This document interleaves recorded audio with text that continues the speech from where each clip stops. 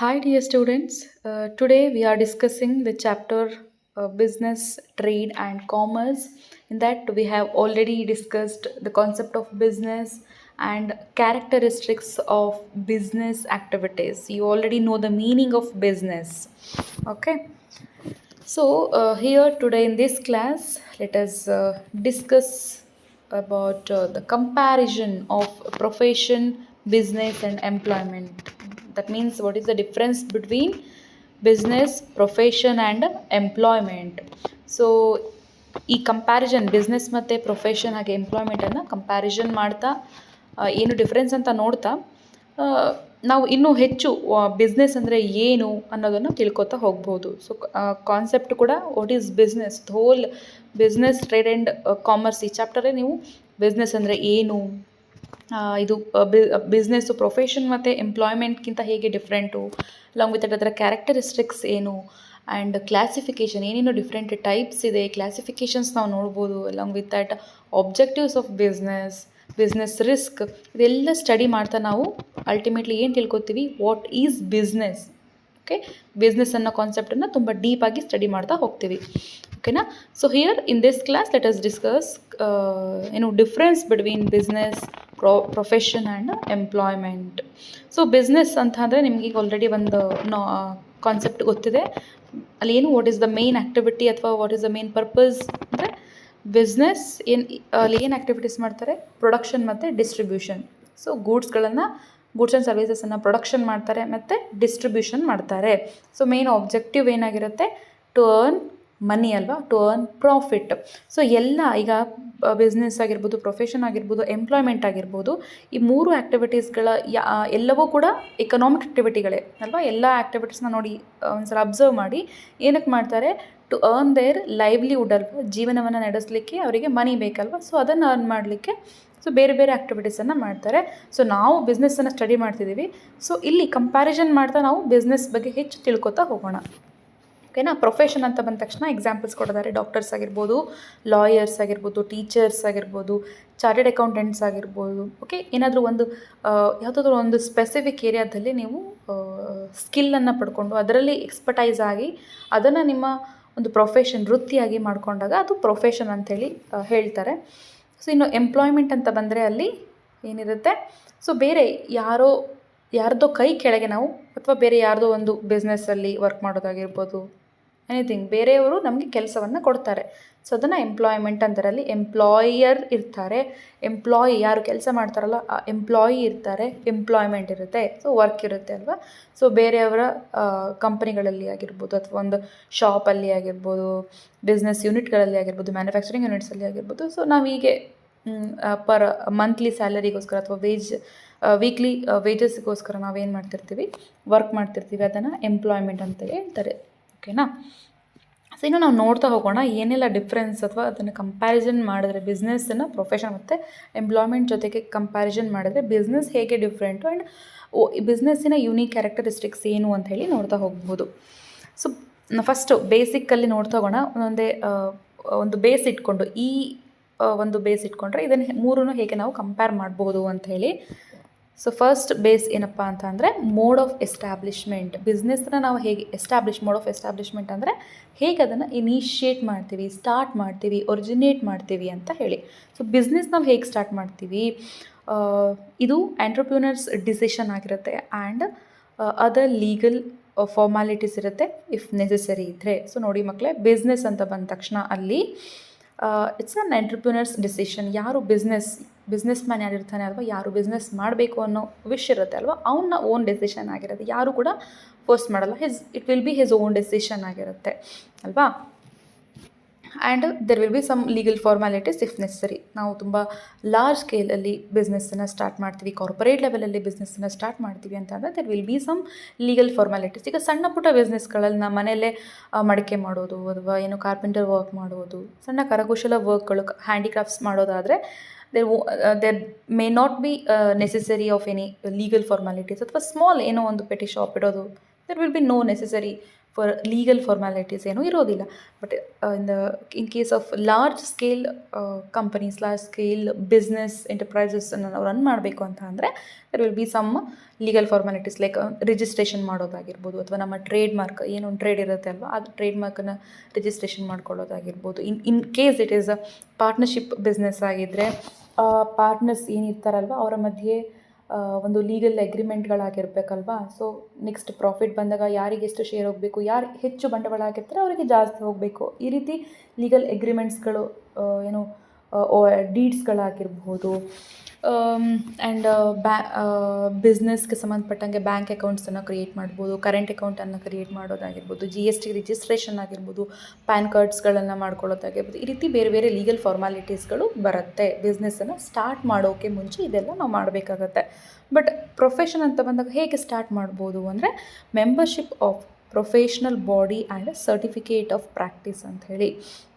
So profession ಅಂತೇಳಿ ಯಾರಾದರೂ start ಮಾಡಬೇಕು. ಪ್ರೊಫೆಷನ್ ಅಂತಂದರೆ there will be some course. ಈಗ ಲಾಯರ್ ಆಗಬೇಕು ಅಂತ ಅಂದರೆ ಲಾ ಓದಬೇಕು, ಡಾಕ್ಟರ್ ಆಗಬೇಕಂದ್ರೆ MBBS ಓದಬೇಕಲ್ವ. ಈ ರೀತಿ ಆ ಕೋರ್ಸನ್ನು ಕಂಪ್ಲೀಟ್ ಮಾಡಿ ನಂತರ ಅವ್ರೇನು ಮಾಡಬೇಕು, ಅಲ್ಲಿ ಅವರ ಏನು ಅಸೋಸಿಯೇಷನ್ಸ್ಗಳು ಇರ್ತವೆ. ಮೆಡಿಕಲ್ ಅಸೋಸಿಯೇಷನ್ ಅಥವಾ ಡಾಕ್ಟರ್ಸ್ ಅಸೋಸಿಯೇಷನ್ಸ್ ಇರುತ್ತೆ, ಲಾಯರ್ಸ್ ಅಸೋಸಿಯೇಷನ್ಸ್ ಇರುತ್ತೆ. ಅಲ್ಲಿಂದ ಅವರು ಮೆಂಬರ್ಶಿಪ್ಪನ್ನು ತೆಗೆದುಕೊಂಡ ನಂತರ ಮಾತ್ರ they will be able to start their career, they will be able to start their profession ಅಲ್ವಾ. ಸೊ ಇಲ್ಲಿ ಅವರು ಸರ್ವಿಸನ್ನು ಕೊಡ್ತಾರೆ ಜನರಿಗೆ ಅಲ್ವಾ. ಡಾಕ್ಟರ್ ಸರ್ವಿಸ್ ಕೊಡ್ತಾರೆ, ಲಾಯರ್ಸ್ ನಮಗೆ ಸರ್ವಿಸ್ ಕೊಡ್ತಾರೆ, teachers they will give service ಅಲ್ವಾ. ಸೊ ಸರ್ಟಿಫಿಕೇಟ್ ಆಫ್ ಪ್ರಾಕ್ಟೀಸ್ ಅವರೇನು ಓದಿರ್ತಾರೆ ಅಲ್ವಾ, ಅದರ ಸರ್ಟಿಫಿಕೇಟು ಇರಬೇಕು, ಅದರಲ್ಲಿ ಕ್ವಾಲಿಫೈಡ್ ಆಗಿರಬೇಕು, ಅವರು ಅದನ್ನು ಪಾಸ್ ಮಾಡಿರಬೇಕು. ಲೈಕ್ MBBS, ಲಾ, ಈ ಥರ ಈ ಕೋರ್ಸ್ಗಳನ್ನು ಕಂಪ್ಲೀಟ್ ಮಾಡಿರಬೇಕು. And along with that course complete ಮಾಡಿ ಜೊತೆಗೆ ಪ್ರಾಕ್ಟೀಸನ್ನು ಸ್ಟಾರ್ಟ್ ಮಾಡಲಿಕ್ಕೆ ಇವರಿಗೆ ಲೈಸೆನ್ಸ್ ಕೊಟ್ಟಂಗೆ ಮೆಂಬರ್ಶಿಪ್ ಕೊಟ್ಟರೆ. So membership of professional body, ಅವರೇನೋ ಒಂದು ಅಸೋಸಿಯೇಷನ್ಸ್ ಇರುತ್ತೆ ಅಲ್ವಾ, ಕೌನ್ಸಿಲ್ಗಳೇನಿರುತ್ತಲ್ವ, ಅಲ್ಲಿಂದ ಅವರು ಮೆಂಬರ್ಶಿಪ್ಪನ್ನು ತೆಗೆದುಕೊಂಡು then they can start their profession. ಓಕೆನಾ. ಎಕ್ಸಾಂಪಲ್ಸ್ ನೋಡಿದರೆ ನಿಮ್ಗೆ ಅರ್ಥ ಆಗ್ತದೆ ಅಲ್ವಾ, ಬಿಸ್ನೆಸ್ಗೂ ಪ್ರೊಫೆಷನ್ಗೂ ಡಿಫ್ರೆನ್ಸು. ಬಿಸ್ನೆಸ್ಸನ್ನು ಯಾರು ಬೇಕಾದ್ರೂ ಮಾಡ್ಬೋದು. ನೆಕ್ಸ್ಟ್ ನೋಡ್ತಾ ಹೋಗ್ತೀವಿ ಕ್ವಾಲಿಫಿಕೇಷನಲ್ಲಿ. There is no necessary of any qualification for business person. But profession ಅಂತ ಬಂದಾಗ ಅಲ್ಲಿ ಪ್ರಿಸ್ಕ್ರೈಬ್ಡ್ ಆಗಿರುವಂಥ ಒಂದು ಕ್ವಾಲಿಫಿಕೇಷನ್ ಬೇಕಾಗುತ್ತೆ. ದೆನ್ ಎಂಪ್ಲಾಯ್ಮೆಂಟ್ ಬಂದಾಗ ಇದನ್ನು ಹೇಗೆ ಸ್ಟಾರ್ಟ್ ಮಾಡ್ಬೋದು ಅಂತೇಳಿ. ಈಗ ಫಾರ್ ಎಕ್ಸಾಂಪಲ್ ನೀವೇ ಒಂದು ನಿಮ್ಮ ಡಿಗ್ರಿ ಕೋರ್ಸನ್ನು ಮುಗಿಸಿ ನಂತರ ಏನೋ ಒಂದು ವರ್ಕ್ ಮಾಡಬೇಕು, but you have not acquired any professional skills ಏನು ನಿಮ್ಮ ಹತ್ರ ಇಲ್ಲ, ಪ್ರೊಫೆಷನ್ ಯಾವುದೂ ನೀವು ಕಂಪ್ಲೀಟ್ ಮಾಡಿಲ್ಲ ಅಂದರೆ ಲೈಕ್ ಈ ಥರ ಪ್ರೊಫೆಷನಲ್ ಕೋರ್ಸ್ಗಳನ್ನು ಏನು ಕಂಪ್ಲೀಟ್ ಮಾಡಿಲ್ಲ, ಜಸ್ಟ್ ಡಿಗ್ರಿ ಆಗಿದೆ. ಇವನ ಏನು ಸ್ಟಾರ್ಟ್ ಯುವರ್ ವರ್ಕ್, ನೀವು ಈಗ ವರ್ಕ್ ಮಾಡಬೇಕಂತಲ್ಲಿ ಇಂಟ್ರೆಸ್ಟ್ ಇದೆ ಅಂದಾಗ ಏನಾಗುತ್ತೆ, ಸೊ ಯಾವುದೋ ಒಂದು ಕಂಪ್ನಿಗೆ, ಯಾವುದೋ ಒಂದು ಶಾಪಲ್ಲಿ ಎಲ್ಲೋ ಒಂದು ಕಡೆ ಹೋಗಿ ನೀವು ವರ್ಕಿಗೆ ಸೇರ್ಕೋತೀರಾ. ಸೊ ಅಲ್ಲಿ ಹೇಗೆ ಅದು ಸ್ಟಾರ್ಟ್ ಮಾಡ್ಬೋದು ಅಥವಾ ಹೇಗೆ ಸ್ಟಾರ್ಟ್ ಆಗುತ್ತೆ ಅಂದರೆ appointment letter and service agreement. ಯಾವುದೋ ಓಕೆ ಸೆಲೆಕ್ಷನ್ ಆಗ್ತೀರಾ, then they'll give appointment letter. Okay. So next is nature of work. So okay, business ಅಂದರೆ ಅಲ್ಲಿ ಏನು ವರ್ಕ್ ಮಾಡ್ತಾರೆ, ಪ್ರೊಫೆಷನ್ ಅಂತ ಅಂದರೆ ಅಲ್ಲಿ ಏನು ಕೆಲಸ ನಡೆಯುತ್ತೆ, ಎಂಪ್ಲಾಯ್ಮೆಂಟ್ ಅಂದರೆ ಅಲ್ಲಿ ಹೇಗಿರುತ್ತೆ, ನೇಚರ್ ಆಫ್ ವರ್ಕ್ ಅಂತ ಹೇಳಿ ನೋಡೋಣ. ಸೊ ಬಿಸ್ನೆಸ್ ಅಂತ ಬಂದಾಗ provision of goods and services to public. So ನಿಮಗೆ ಬಿಸ್ನೆಸ್ ಮೀನಿಂಗ್ ಗೊತ್ತಿದೆ ಏನು, ಬಿಸ್ನೆಸ್ ಅಂದರೆ ಏನು ಆ್ಯಕ್ಚುಲಿ. ಸೊ ಸರ್ವಿಸನ್ನು ಕೊಡೋದಲ್ವಾ, ಗೂಡ್ಸ್ಗಳನ್ನು ಸರ್ವಿಸ್ ಅಲ್ಲ, ಬಿಸ್ನೆಸ್ ಅಂತ ಅಂದರೆ ಅಲ್ಲಿ ಪ್ರೊಡಕ್ಷನಲ್ಲಿ ಉತ್ಪಾದನೆ ಆಗುತ್ತೆ. Production and distribution of goods and services required to the ಪಬ್ಲಿಕ್ಕಿಗೆ ಏನು ಗೂಡ್ಸ್ಗಳು ರಿಕ್ವೈರ್ಮೆಂಟ್ ಇರುತ್ತೆ, ಸೊ ಅದನ್ನು ಪ್ರೊಡಕ್ಷನ್ ಮಾಡಿ ಆ್ಯಂಡ್ ಡಿಸ್ಟ್ರಿಬ್ಯೂಷನ್ ಮಾಡೋ ಆ್ಯಕ್ಟಿವಿಟೀಸ್ಗಳು ಇಲ್ಲಿ ನಡೆಯುತ್ತೆ. ಅದನ್ನು ಹೇಳ್ತಾ ಇರೋದು ಪ್ರಾವಿಷನ್ ಅಂತಂದರೆ ಕೊಡುವಂಥದ್ದು. Provision of goods and services to the public, ಈ ಮೇನ್ ಆ್ಯಕ್ಟಿವಿಟಿ ನಾವು ಏನು ನೋಡ್ಬೋದು ಬಿಸ್ನೆಸ್ಸಲ್ಲಿ ಅಂತ ಅಂದರೆ ಇದು. ನೆಕ್ಸ್ಟ್ ಪ್ರೊಫೆಷನ್ ಅಂತ ಬಂದಾಗ ಇಲ್ಲಿ ಏನು ಗೂಡ್ಸ್ಗಳನ್ನು ಅಥವಾ ಪ್ರಾಡಕ್ಟ್ಸ್ಗಳನ್ನು ಕೊಡೋದಿಲ್ಲ. ಏನಾಗುತ್ತೆ, rendering of personalised expert services.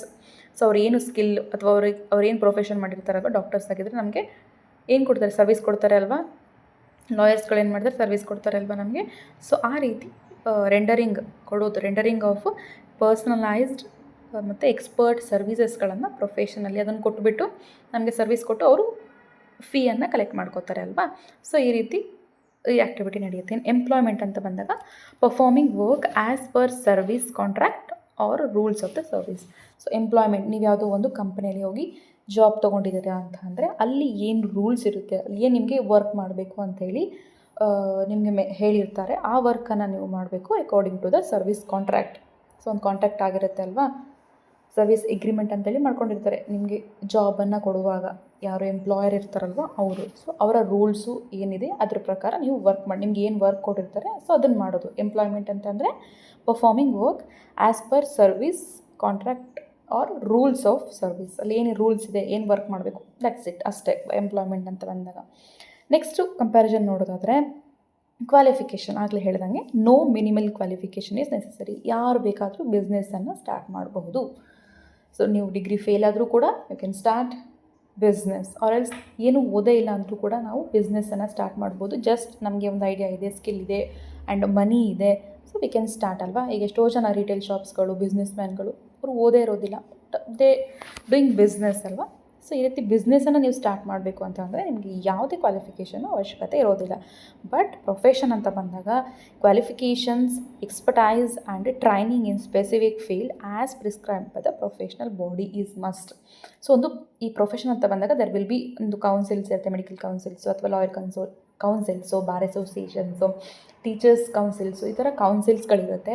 So ಅವ್ರು ಏನು ಮಾಡಿರ್ತಾರೆ, ಪ್ರಿಸ್ಕ್ರೈಬ್ ಮಾಡಿರ್ತಾರೆ ಈ ಥರ ಕ್ವಾಲಿಫಿಕೇಷನ್ಸ್ ಬೇಕು, ಈ ಟ್ರೈನಿಂಗ್ಗಳು ಬೇಕು, ಈ ನಾಲೆಡ್ಜ್ ಬೇಕು, ಇಷ್ಟು ಎಕ್ಸ್ಪರ್ಟೈಸ್ ಬೇಕು ಅಂಥೇಳಿ.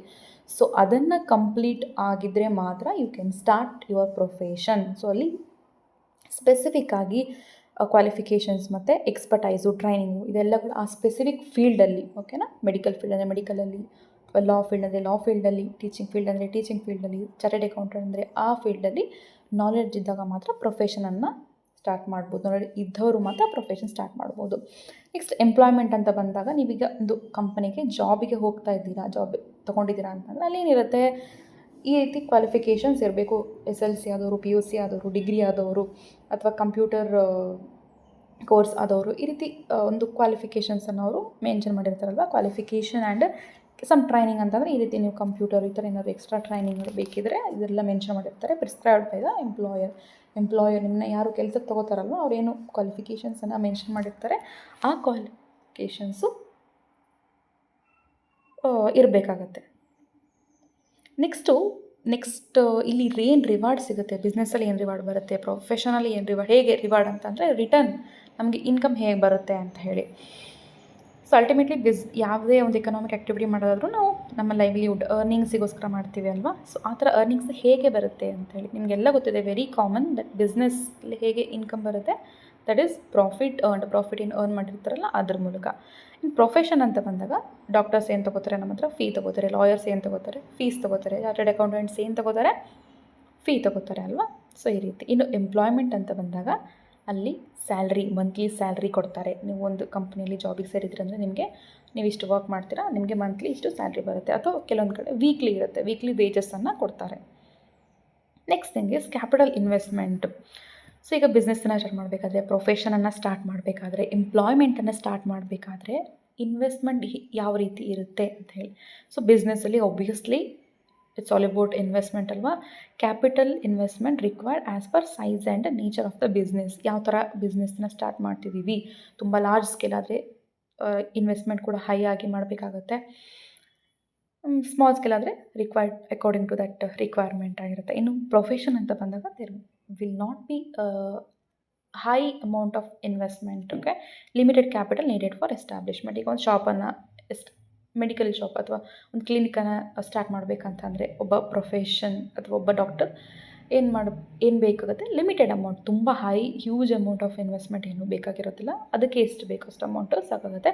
But in case of employment ಅಂತ ಬಂದಾಗ ಅಲ್ಲಿ ಯಾವುದೇ ರೀತಿಯ ಕ್ಯಾಪಿಟಲ್ ಇನ್ವೆಸ್ಟ್ಮೆಂಟ್, ಯಾರು ಕೆಲಸಕ್ಕೆ ಸೇರುವಾಗ ಯಾರಾದರೂ ನಮಗೆ ಕ್ಯಾಪಿಟಲ್ ಇನ್ವೆಸ್ಟ್ಮೆಂಟ್ ಮಾಡಿ ಅಂತ ಹೇಳ್ತಾರೆ, ಇಲ್ಲ ಅಲ್ವಾ. ಸೊ ನಮಗೆ ಮಂತ್ಲಿ ಸ್ಯಾಲ್ರಿ ಕೊಡ್ತಾ ಹೋಗ್ತಾರೆ. ನಾವು ನಮ್ಮ ಅಮೌಂಟ್ ಅಥವಾ ಕ್ಯಾಪಿಟಲ್ ಅಂತ ಅಂದರೆ like it will be like lakhs, ಅಂದರೆ ಇಟ್ ಮೇ ಬಿ ಕಡಿಮೆನೂ ಇರುತ್ತೆ, ಬಟ್ ಒಂದೊಂದು ಹ್ಯೂಜ್ ಅಮೌಂಟ್ ಆಗಿರುತ್ತೆ, ಒಂದು ಬಲ್ಕ್ ಅಮೌಂಟ್ ಆಗಿರುತ್ತೆ. ಸ್ಟಾರ್ಟ್ ಮಾಡುವಾಗ ನಾವು ಒಂದು ಬಿಸ್ನೆಸ್ನ ಸ್ಟಾರ್ಟ್ ಮಾಡಬೇಕಾದ್ರೆ ಏನು ರಾ ಮೆಟೀರಿಯಲ್ಸನ್ನು ಪರ್ಚೇಸ್ ಮಾಡಲಿಕ್ಕೆ ದುಡ್ಡು ಬೇಕು, ನಮಗೆ ಒಂದು ಯಾವುದಾದ್ರೂ ಒಂದು ಜಾಗದಲ್ಲಿ ಮಾಡಬೇಕಲ್ಲ, ಒಂದು ಬಿಲ್ಡಿಂಗ್ ಬೇಕು, ಅಲ್ಲಿ ಸಮ್ ಮಷಿನರೀಸ್ ಬೇಕಾಗುತ್ತೆ. ಸೊ ಈಗ ಕ್ಯಾಪಿಟಲ್ ಅಂತ ಬಂದಾಗ ಬಂಡವಾಳ ಅಂತೆಲ್ಲ ಏನು ಹೇಳ್ತೀವಲ್ಲ, ಅದು ಸ್ವಲ್ಪ ಲಾರ್ಜ್ ಅಮೌಂಟ್ ಇರುತ್ತೆ. ಸೊ ಓಕೆನಾ. ಸೊ ಈ ರೀತಿ ಎಂಪ್ಲಾಯ್ಮೆಂಟಲ್ಲಿ ಯಾವುದೇ ರೀತಿಯ ಕ್ಯಾಪಿಟಲ್ ರಿಕ್ವೈರ್ಮೆಂಟು ಇರೋದಿಲ್ಲ. Next one is risk. So ಬಿಸ್ನೆಸ್ಸನ್ನು ಮಾಡುವಾಗ ಯಾವ ಥರ ರಿಸ್ಕ್ ಇರುತ್ತೆ, ಪ್ರೊಫೆಷನ್ ಮಾಡುವಾಗ ಮತ್ತು ಎಂಪ್ಲಾಯ್ಮೆಂಟ್ ಮಾಡುವಾಗ ನೋಡೋದಾದರೆ profits are uncertain and irregular. Risk is present. So ಈಗ ಬಿಸ್ನೆಸ್ ಅಂತ ಬಂದ ತಕ್ಷಣ ನಾವು ನೋಡಿದ್ವಿ ಲಾಸ್ಟಲ್ಲಿ ಕ್ಯಾರೆಕ್ಟರಿಸ್ಟಿಕ್ಸ್ ಆಫ್ ಬಿಸ್ನೆಸ್ಸಲ್ಲಿ. So there will be uncertain ಇವೆಂಟ್ಸ್ಗಳು ತುಂಬ ಆಗುತ್ತೆ and profit is also irregular ಆಗಿರುತ್ತೆ ಮತ್ತು ಅನ್ಸರ್ಟನ್ ಆಗಿರುತ್ತೆ. ಈ ತಿಂಗಳಲ್ಲಿ ಬಂದಿರೋ ಪ್ರಾಫಿಟ್ಟು ನೆಕ್ಸ್ಟ್ ತಿಂಗಳಲ್ಲಿ ಸೇಮ್ ಇರಬೇಕಾ ಅಥವಾ ನೆಕ್ಸ್ಟ್ ಇಯರಲ್ಲಿ ಸೇಮ್ ಇರಬೇಕಾ? ನೋ, ಇಲ್ಲ ಅಲ್ವಾ. ಡಿಪೆಂಡಿಂಗ್ ಅಪಾನ್ ಬೇರೆ ಬೇರೆ ಫ್ಯಾಕ್ಟರ್ಸ್ಗಳು ಪ್ರಾಫಿಟ್ ಆಫ್ ದ ಬಿಸ್ನೆಸ್ಸನ್ನು ರೆಗ್ಯುಲೇಟ್ ಮಾಡುತ್ತೆ. Like changes in the fashion of the customers ಆಗಿರ್ಬೋದು, ಅಥವಾ ಚೇಂಜಸ್ ಇನ್ ದ ವೆದರ್ ಆಗಿರ್ಬೋದು, ನ್ಯಾಚುರಲ್ ಕಲಾಮಿಟೀಸ್ ಆಗಿರ್ಬೋದು, ಅರ್ಥಕ್ವೇಕ್ಸು, ಫ್ಲಡ್ಸು, ಈ ಥರ, ಅಥವಾ ಆ್ಯಕ್ಸಿಡೆಂಟ್ಸು, ಥೆಫ್ಟ್ಸು ಅಲ್ವಾ, ಈ ಥರ ಫೈರ್ ಆಗಿರ್ಬೋದು, ಈ ಥರ ಎಲ್ಲ ಬೇರೆ ಬೇರೆ ಥಿಂಗ್ಸ್ಗಳಿಂದ ರಿಸ್ಕ್ ಅಂತೂ ತುಂಬ ಹೈ ಇರುತ್ತೆ ಬಿಸ್ನೆಸ್ಸನ್ನು ಮಾಡುವಾಗ. ಒಂದ್ಸಲ ಒಂದು ಕ್ರೋರ್ಸ್ ಟುಗೆದರ್ ಅಮೌಂಟ್ಸನ್ನು ಇನ್ವೆಸ್ಟ್ ಮಾಡಿದ್ದಾರೆ, ಇನ್ ಕೇಸ್ ಆ್ಯಕ್ಸಿಡೆಂಟ್ಸ್ ಆಯಿತು ಅಥವಾ ಫೈರ್ ಆಯಿತು ಆ ಒಂದು ಬಿಲ್ಡಿಂಗಿಗೆ, ಹೋಯ್ತಲ್ವ, ಅಷ್ಟು ಇನ್ವೆಸ್ಟ್ಮೆಂಟು ಹೋಯಿತು. Will be like huge loss ಆಗುತ್ತೆ. ಸೊ ಈ ರೀತಿ ಬಿಸ್ನೆಸ್ಸನ್ನು ಸ್ಟಾರ್ಟ್ ಮಾಡಬೇಕು ಅನ್ನೋರು ಈ ಥರ ರಿಸ್ಕನ್ನು ಕೂಡ ಫೇಸ್ ಮಾಡಲಿಕ್ಕೆ ರೆಡಿ ಇರಬೇಕು. ಸೊ ಇಲ್ಲಿ ಏನಾಗಿರುತ್ತೆ, ರಿಸ್ಕ್ ಆಲ್ವೇಸ್ ಒಬಿಯಸ್ಲಿ ಇದ್ದೇ ಇರುತ್ತೆ. ಪ್ರೊಫೆಷನ್ ಅಂತ ಬಂದಾಗ ಇಲ್ಲಿ ಸರ್ಟನ್ ಅಮೌಂಟ್ ಆಫ್ ಫೀ ಇರುತ್ತೆ, ದಟ್ ವಿಲ್ ಬಿ ರೆಗ್ಯುಲರ್ ಇರುತ್ತೆ, ಆ್ಯಂಡ್ ಸರ್ಟನ್ ಆಗಿರುತ್ತೆ, ಅಂದರೆ ಫಿಕ್ಸ್ಡ್ ಆಗಿರುತ್ತೆ, ನಿರ್ದಿಷ್ಟವಾಗಿರುತ್ತೆ, ಇಷ್ಟು ಅಮೌಂಟ್ ಇಷ್ಟು ಫೀ ಅನ್ನೋದು ಬರುತ್ತೆ. And will be some risk. So there not be high risk ಇರೋದಿಲ್ಲ, ಲೈಕ್ ಕಾಂಪಿಟೇಷನ್ಸು ಈ ಥರ ಎಲ್ಲ ಬಂದಾಗ ಆ ರೀತಿ ಸಮ್ ಅಮೌಂಟ್ ಆಫ್ ರಿಸ್ಕ್ ಪ್ರೊಫೆಷನಲ್ಲಿ ಇರುತ್ತೆ. But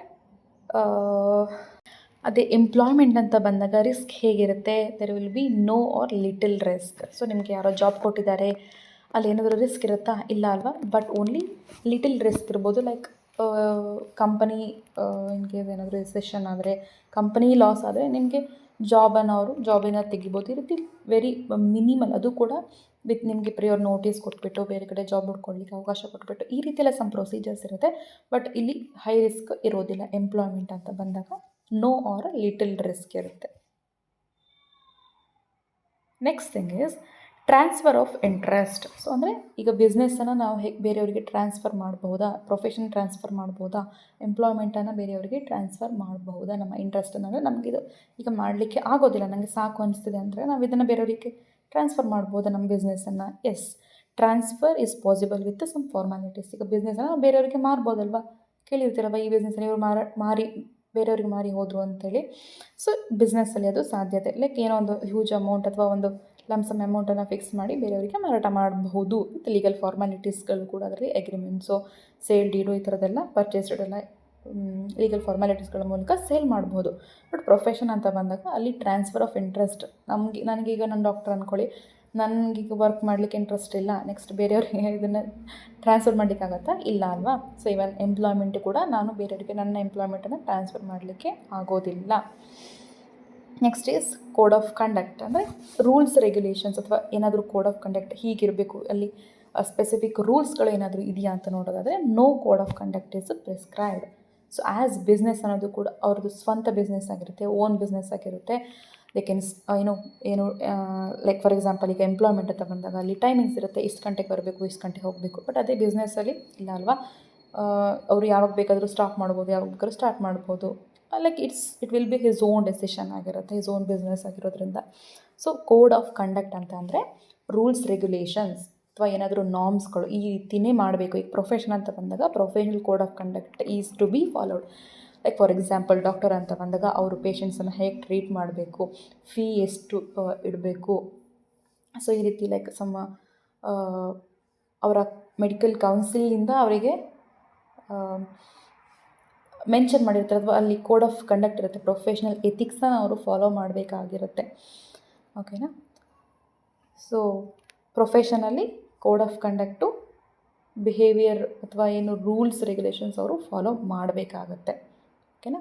but in case of employment there is no need, but in case of employment obviously ಅಲ್ಲಿ ನಾರ್ಮ್ಸ್ ಆಫ್ ಬಿಹೇವಿಯರ್ ಇದ್ದೇ ಇರುತ್ತೆ, ರೂಲ್ಸ್ ರೆಗ್ಯುಲೇಷನ್ಸ್ಗಳು ಇದ್ದೇ ಇರುತ್ತಲ್ವ. Norms of behaviour lay down by the employer are to be followed here in the employment ಅಲ್ವಾ. ಈಗ ಒಂದು ನಾವು ಕಂಪ್ನಿಗೆ ನಾವು ಜಾಬಿಗೆ ಹೋಗಿ ಸೇರ್ಕೊಂಡಿದ್ದೀವಿ ಅಂತಂದರೆ ಏನು ಮಾಡಬೇಕು, ಅಲ್ಲಿ ಏನು ರೂಲ್ಸ್ ರೆಗ್ಯುಲೇಷನ್ಸ್ ಇರುತ್ತೆ ಅದನ್ನು ನಾವು ಫಾಲೋ ಮಾಡಬೇಕಾಗತ್ತಲ್ವ. ಎಷ್ಟು ಟೈಮಿಂಗ್ಸಿಗೆ ಬರಬೇಕು, ಯಾವ ಕೆಲಸವನ್ನು ನಮಗೆ ಯಾವ ಕೆಲಸನ ಅವರು ಪ್ರಿಸ್ಕ್ರೈಬ್ ಮಾಡಿರ್ತಾರೆ ಆ ಕೆಲಸವನ್ನು ನಾವು ಮಾಡಬೇಕು ಅಲ್ವಾ. ಸೊ ಈ ರೀತಿ ರೂಲ್ಸ್ ರೆಗ್ಯುಲೇಷನ್ಸ್ಗಳು, ಕೋಡ್ ಆಫ್ ಕಂಡಕ್ಟ್ಗಳು ಎಂಪ್ಲಾಯ್ಮೆಂಟಲ್ಲಿ ಕೂಡ ಇರುತ್ತೆ. ಓಕೆ.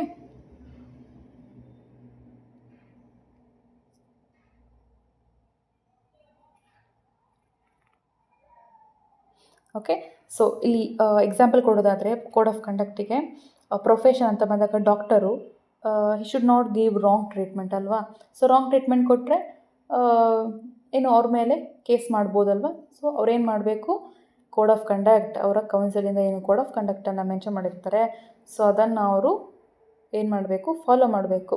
ಸೊ ಹಾನೆಸ್ಟ್ ಇರಬೇಕು ಡಯಾಗ್ನೋಸ್ ಮಾಡುವಾಗ, ಅಂದರೆ ಸ್ಕ್ಯಾನಿಂಗ್ಗಳನ್ನು ಏನು ಮಾಡ್ತಾರೆ ಅಥವಾ ಟೆಸ್ಟ್ಗಳನ್ನು ಏನು ಮಾಡ್ತಾರೆ ಅಲ್ವಾ, ಅದು ಸುಳ್ಳೆ ಏನಾದರೂ ಫಾಲ್ಸ್ ರಿಪೋರ್ಟ್ಸನ್ನು ಕೊಡೋದು ಅಥವಾ ಫಾಲ್ಸ್ ಆಗಿ ಅವರಿಗೆ ಇನ್ಫಾರ್ಮೇಷನನ್ನು ಅಥವಾ ಕನ್ವೆ ಮಾಡಲಿಕ್ಕೆ ಆಗುತ್ತಾ? ಇಲ್ಲ ಅಲ್ವಾ. ನಿಮಗೆ ಸುಮ್ಮನೆ ಆ ಕಾಯಿಲೆ ಇದೆ ಈ ಕಾಯಿಲೆ ಅಂತ ಹೇಳ್ಬಹುದಾ?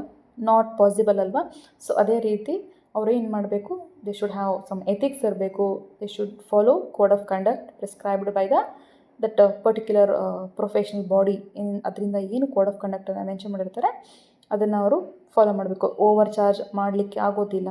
ಡಾಕ್ಟರ್ ಅಂತ ಅಲಾಂಗ್ ವಿತ್ ದಟ್ ಡಾಕ್ಟರ್ ಅಥವಾ ಕ್ಲಿನಿಕ್ ಅಥವಾ ಹಾಸ್ಪಿಟಲ್ ಅಂತ ಬಂದಾಗ ಅಲ್ಲಿ ಚೆನ್ನಾಗಿ ಹೈಜೀನ್ ಮತ್ತು ಸೇಫ್ಟಿಯನ್ನು ಮೇಂಟೈನ್ ಮಾಡಬೇಕಾಗತ್ತೆ. ಸೊ ಈ ರೀತಿ ಕೋಡ್ ಆಫ್ ಕಂಡಕ್ಟ್ಗಳು ಇರುತ್ತೆ. ಸೊ ಅದನ್ನು ಅವರು ಫಾಲೋ ಮಾಡಬೇಕಾಗತ್ತೆ.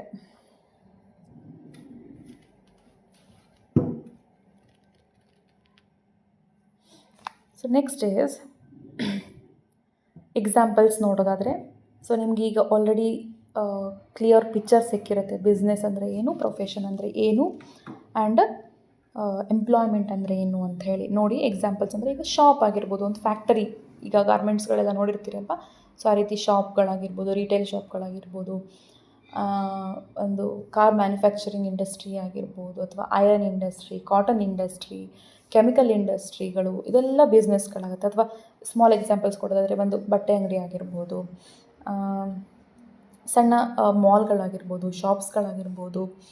ಸೊ ಈ ರೀತಿ ನಾವು ಬಿಸ್ನೆಸ್ಸನ್ನು ಎವ್ರಿಡೇ ನೋಡ್ತಾ ಇರ್ತೀವಲ್ವ, ಅದೆಲ್ಲವೂ ಕೂಡ ಅಲ್ಲಿ ಮೇನ್ ಆ್ಯಕ್ಟಿವಿಟಿ ಏನಿರುತ್ತೆ, ಪ್ರೊಡಕ್ಷನ್ ಮತ್ತು distribution of goods and services. ಇನ್ನು ಪ್ರೊಫೆಷನ್ ಅಂತ ಬಂದಾಗ ಎಕ್ಸಾಂಪಲ್ ಲೀಗಲ್ ಆಗಿರ್ಬೋದು, ಮೆಡಿಕಲ್ ಫೀಲ್ಡ್ ಆಗಿರ್ಬೋದು, along with chartered accountancy. So ಅಕೌಂಟ್ಸನ್ನು ಏನು ಬಿಸ್ನೆಸ್ ರನ್ ಮಾಡ್ತಿರ್ತಾರಲ್ಲ ಅವರ ಅಕೌಂಟ್ಸನ್ನು ಮೇಂಟೈನ್ ಮಾಡೋದು, ಚಾರ್ಟೆಡ್ ಅಕೌಂಟೆನ್ಸಿ, ಇದು ಕೂಡ ಒಂದು ಪ್ರೊಫೆಷನ್ ಆಗಿರುತ್ತೆ. ಇನ್ನು ಎಂಪ್ಲಾಯ್ಮೆಂಟ್ ಅಂತ ಬಂದಾಗ ಜಾಬ್ಸ್ ಇನ್ ಬ್ಯಾಂಕ್ಸ್ ಆಗಿರ್ಬೋದು, ಇನ್ಶೂರೆನ್ಸ್ ಕಂಪನೀಸು, ಗೌರ್ನಮೆಂಟ್ ಡಿಪಾರ್ಟ್ಮೆಂಟ್ಸ್ಗಳು. ಸೊ ಇದೆಲ್ಲ ಕೂಡ ಎಂಪ್ಲಾಯ್ಮೆಂಟ್ ಇರುತ್ತೆ. ಮಕ್ಕಳಿಗೆ ಕ್ಲಿಯರಾಗಿ ಅರ್ಥ ಮಾಡ್ಕೊಳ್ಳಿ. ಇನ್ನೊಮ್ಮೆ ವಿಡಿಯೋ ನೋಡಿ, ಡಿಫ್ರೆನ್ಸ್ ಗೊತ್ತಾಗತ್ತೆ. ನೀವು ಇದಕ್ಕೆ ಇನ್ನೊಂದಿಷ್ಟು ಎಕ್ಸಾಂಪಲ್ಸ್ಗಳನ್ನು ರೈಟ್ ಡೌನ್ ಮಾಡಿ. ಏನಾದರೂ ಈ ಕಾನ್ಸೆಪ್ಟ್ ರಿಲೇಟೆಡ್ ಏನಾದರೂ ಡೌಟ್ಸ್ಗಳಿದ್ದರೆ ಕಮೆಂಟ್ ಬಾಕ್ಸಲ್ಲಿ ಹಾಕಿ, ಅದಕ್ಕೆ ನಾನು ರಿಪ್ಲೈ ಮಾಡ್ತೀನಿ. ಸೊ ಇದಿಷ್ಟು ಡಿಫ್ರೆನ್ಸ್ ಅಥವಾ ಕಂಪ್ಯಾರಿಸನ್ ಮಾಡಿದ್ರೆ ನಾವು ಬಿಸ್ನೆಸ್ ಹೇಗೆ ಡಿಫ್ರೆಂಟ್ ಅನ್ನೋದು ನಿಮಗೆ ಗೊತ್ತಾಗ್ತದೆ ಅಲ್ವಾ. ಓಕೆ. ಸೊ ಇಲ್ಲಿವರೆಗೆ ನಾವು ಕಾನ್ಸೆಪ್ಟ್ ಆಫ್ ಬಿಸ್ನೆಸ್ ನೋಡಿದ್ದೀವಿ. ಬಿಸ್ನೆಸ್, ಟ್ರೇಡ್ ಆ್ಯಂಡ್ ಕಾಮರ್ಸ್, ಈ ಚಾಪ್ಟರಲ್ಲಿ ನಾವು ಕಾನ್ಸೆಪ್ಟ್ ಆಫ್ ಬಿಸ್ನೆಸ್ ನೋಡಿದ್ವಿ. ನೆಕ್ಸ್ಟ್ ವಿಡಿಯೋದಲ್ಲಿ ಕ್ಯಾರೆಕ್ಟರಿಸ್ಟಿಕ್ಸ್ ಆಫ್ ಬಿಸ್ನೆಸ್ಸನ್ನು ನೋಡಿದ್ವಿ. ಸೊ ಇದು ಥರ್ಡ್ ವಿಡಿಯೋ, ಡಿಫರೆನ್ಸ್ ಅಥವಾ comparison of business, profession and employment. So next ವಿಡಿಯೋದಲ್ಲಿ ನಾವು ನೆಕ್ಸ್ಟ್ ಕ್ಲಾಸಲ್ಲಿ ಕ್ಲಾಸಿಫಿಕೇಷನ್ ಆಫ್ ಬಿಸ್ನೆಸ್ಸನ್ನು ನೋಡೋಣ. Okay dear students, thank you.